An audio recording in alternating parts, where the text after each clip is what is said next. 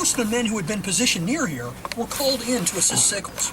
At about 7 p.m. on July 2nd, in the last remaining light of the day, General Winfield Scott Hancock rode to this area in time to spot some 1,700 Alabama soldiers heading for this location through a thicket of woods to your left. Desperately in need of Union troops, Hancock spied the only regiment nearby, the 1st Minnesota Volunteer Infantry.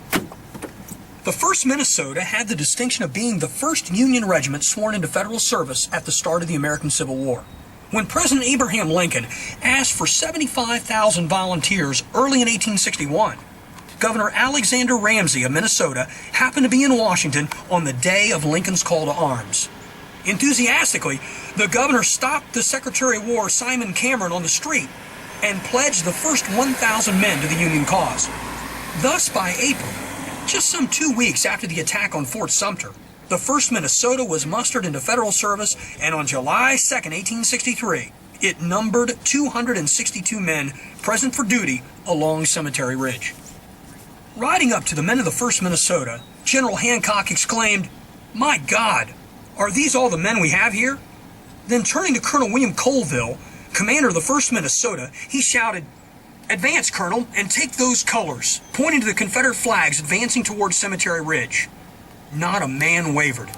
The 262 men of the 1st Minnesota rushed into the little woodlot to your left and slammed into the Confederates.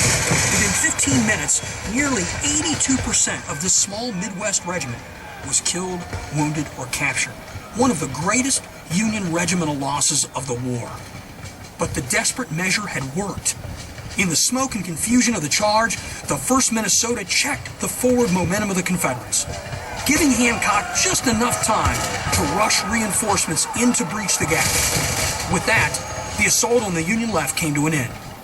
Longstreet called this fighting on July 2nd at Gettysburg the best 3 hours of fighting ever done by soldiers on any battlefield.